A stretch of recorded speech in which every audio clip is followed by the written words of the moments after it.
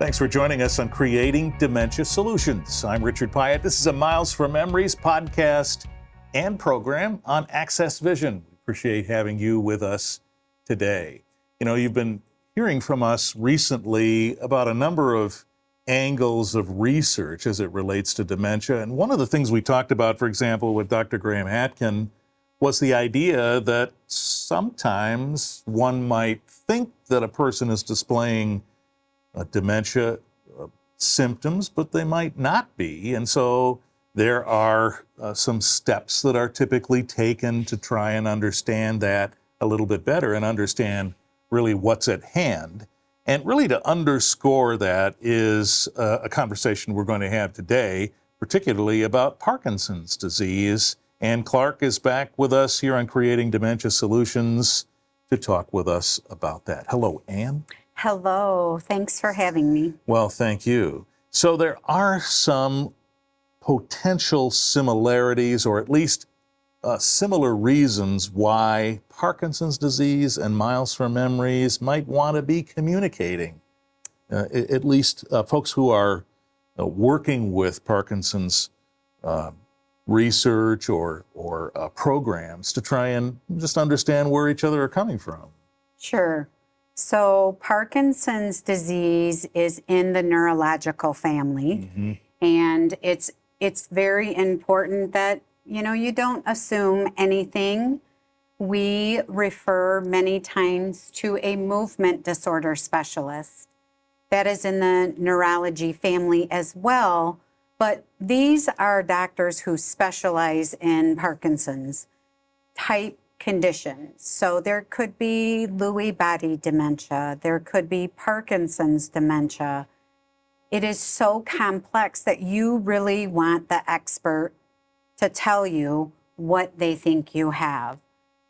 So with Parkinson's disease, we sometimes think it's very easy to determine. This person might have a tremor, but is it a tremor related to Parkinson's disease, or is it essential tremor? So there are just many different facets of Parkinson's disease that you would really want an expert to help you with, a movement disorder specialist.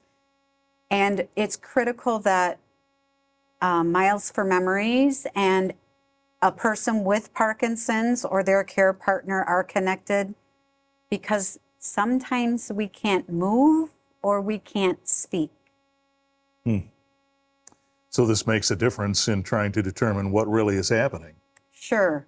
So let's say I was a person with Parkinson's and I'm going to go through a doorway at a store and I freeze and I can't move and I'm getting nervous and, you know, my blood pressure is elevating and I can't speak right.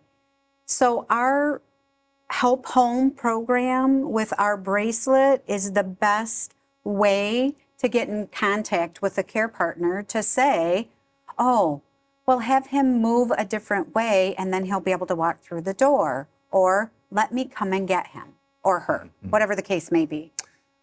So here's where we start to see where some of the connections between Parkinson's and Miles for Memories could be particularly useful, the technology part. The technology part is critical. Not just that, but if you've progressed in the disease, Parkinson's disease is a progressive disease, as is dementia.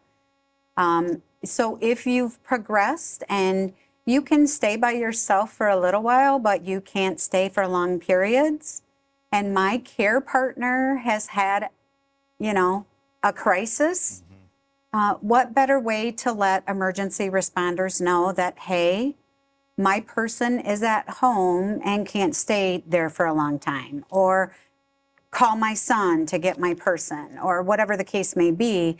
But it's really connecting the technology piece together.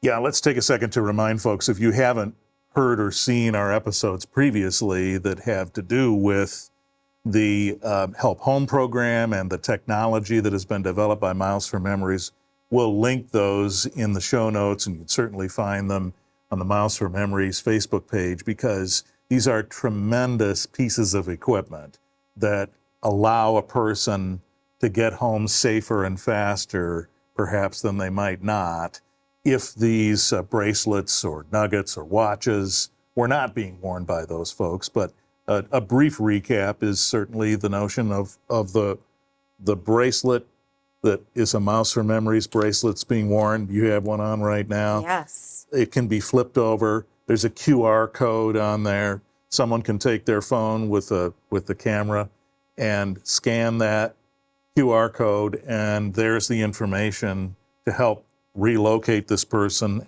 and bring them back to their caregiver, so that it is easier and safer for them to get home. So now you've just illustrated, Anne, the notion that someone with Parkinson's who may have frozen somewhere and can't articulate what's happening to them could find this particular bracelet to be useful. Sure. When I facilitate the Parkinson's support group for Calhoun County, and we talked about this bracelet and the nuggets and the GPS watch at length in our group, and everybody in the group wanted one.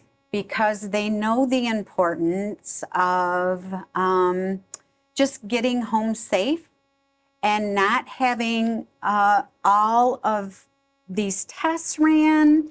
It might be I just forgot to take my medicine. So, I'm in an off period. I can't move like I should. Do I need to go to the hospital for that? No. I need to go home and get my medicine.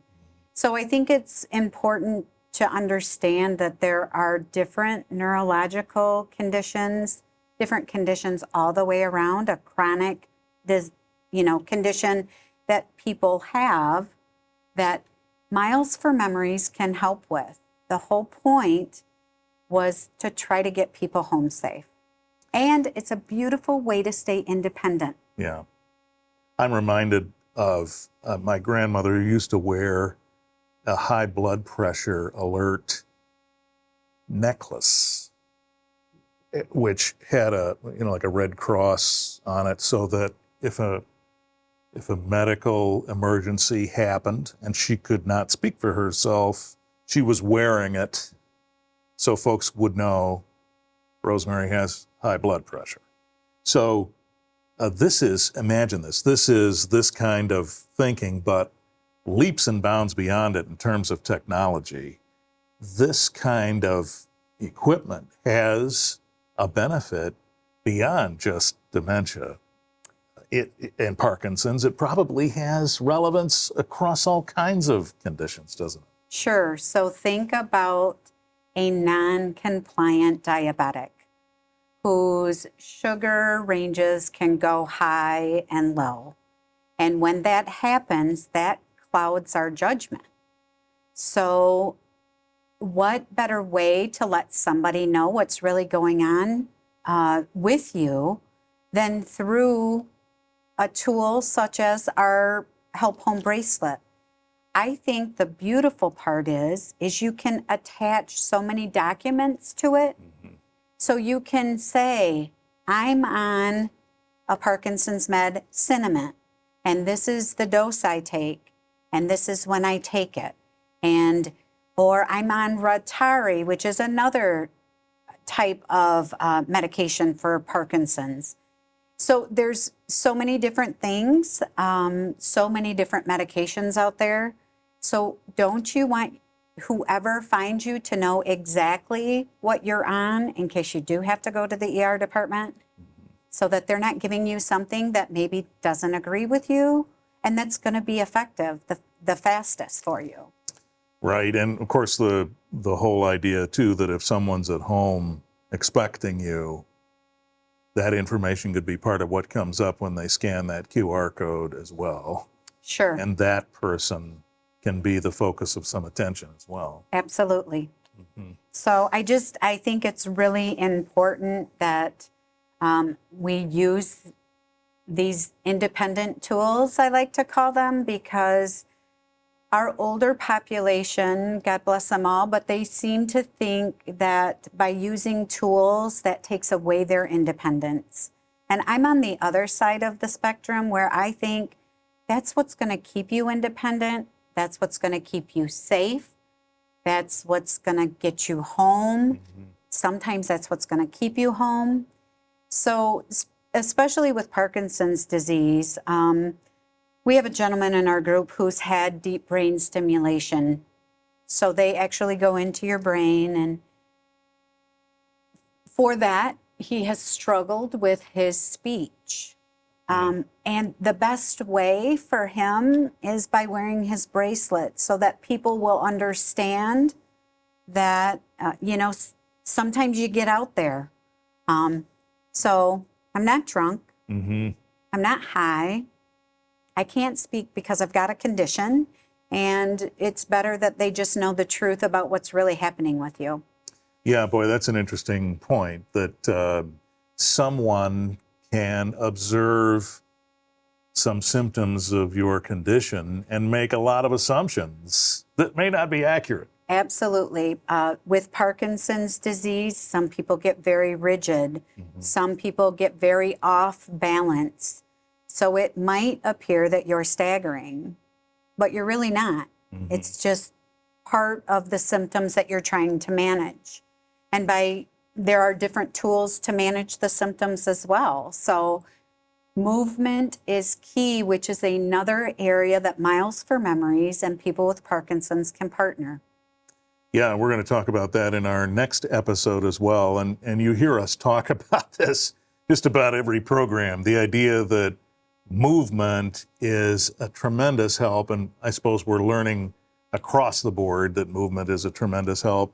But certainly when we're talking about dementia and Parkinson's, I would also add, if you have Apple TV Plus, the Michael J. Fox documentary that's now available on Apple TV Plus was tremendous. Yes. And he sits down and lays it on the line for you about what his experience has been like.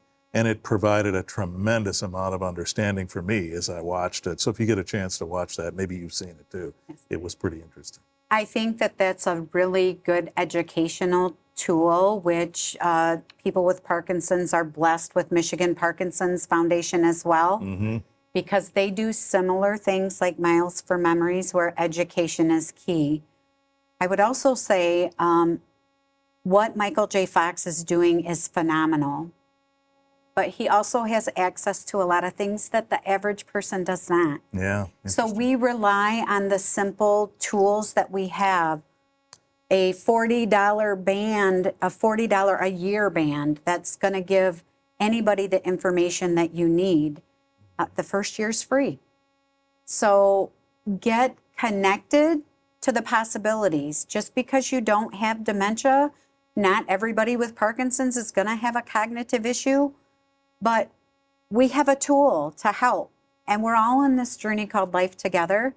So together we have to make a difference. Sounds like a great place to leave it. And be watching for our next episode, which will focus a little bit more on the movement part, and Ann will join us with that as well. Ann Clark, one of the terrific Miles for Memories volunteers, and clearly you're working in a lot of areas, helping a lot of people, so thank you for that.